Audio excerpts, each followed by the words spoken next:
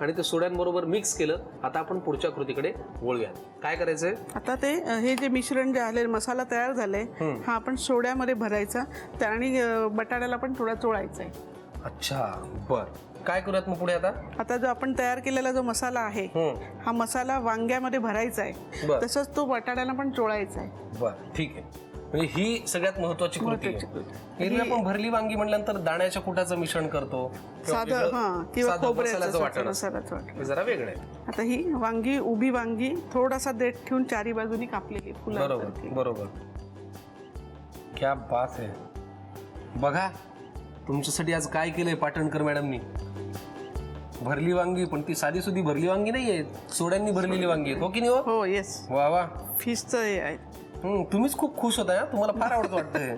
CKP speciality आहे. हा म्हणजे त्याच करताना असं आनंदाने एकदम त्यांना खूप मज्जा येते. आता हे काय बटाट्यांना सुद्धा लावून घ्यायचं. बर. वा वा वा. क्या बात आहे. मस्त दिसतंय. पुढे काय करायचंय? तेल टाकायचं याच्यामध्ये. तेल थोडं जास्त लागतं. बर. बघा पण कांदा टाकूया. बर मी टाक. टाका थोडंसं. ठीक आहे बस.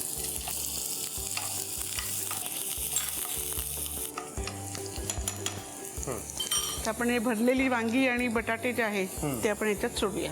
बर. माझ्या एक लक्षात आलंय की वाटण करणं आणि सुरुवातीला जे आपण सुडी मॅरिनेट करणं ती कृती जरा जास्ती महत्वाची आणि लक्षात ठेवण्यासारखी आहे. बाकीचं हे जे करणं आहे ते आपण कुठल्याही भाजीसाठी जेव्हा करतो तशा पद्धतीने करू शकतो.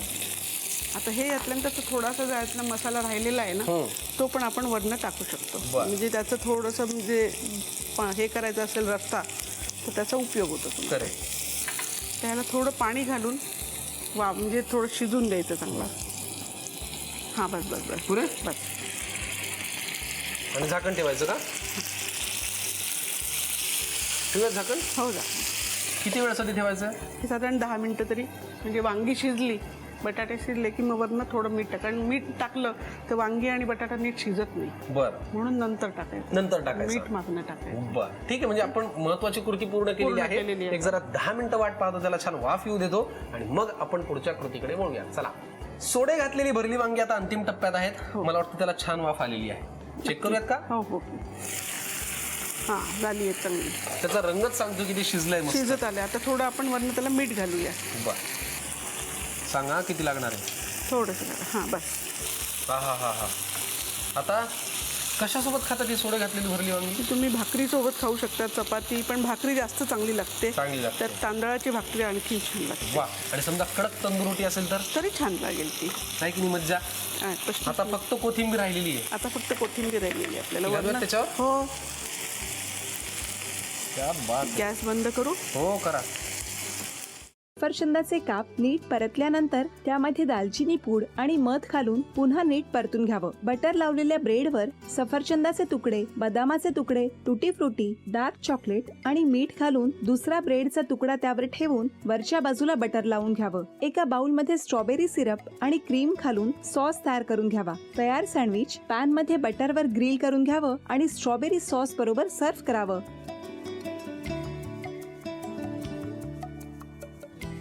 हे जेव्हा बोलत होते तेव्हा मी बघत होतो की या दोघांनी स्वतःचा संसार उभा केलाच, पण स्वतःच्या संसाराबरोबर अनेकांच्या आयुष्यात आनंद निर्माण केला. तो आनंद महत्त्वाचा. हसत राहा, आनंदी राहा असं म्हणत शुभेच्छा देऊया. आणि ही झी मराठीकडून भेटवस्तू डेव्हिड तुमच्यासाठी. अभिनंदन. आणि वहिनींना तथास्तू पुणे यांच्याकडून ही पैठणी.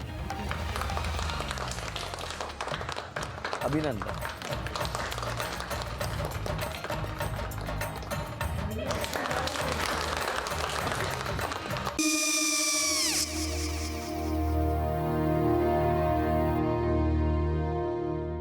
काय गो?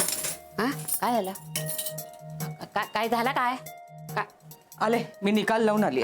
हो पण तिची आईच काय बोलली? तिला वाटलं का सगळ्या निशाने आपल्या चुका कबूल केल्या का? आई मी चांगलं सुनावून आली आहे.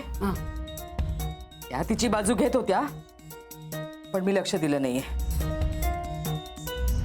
खूप झालं आता. चांगुलपणा खूप झाला. मऊ दिसलं ना की कोपऱ्याने खणतात ना माणसं, ते असं.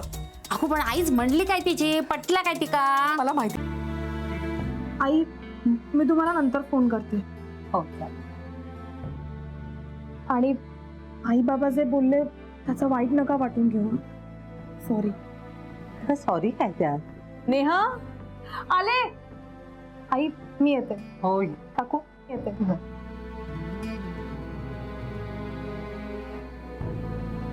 सावकाश जाग.